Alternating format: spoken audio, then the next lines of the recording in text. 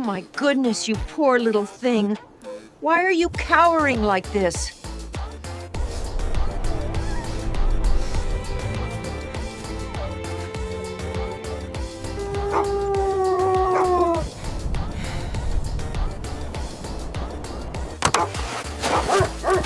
Where are you going, little one? Wait for Grandma. Wait for... Oh, dear Lord, you poor thing. Let me help. She's breathing. Just barely. Don't worry, we're going home. I'll save you both. You're safe now. This is your home.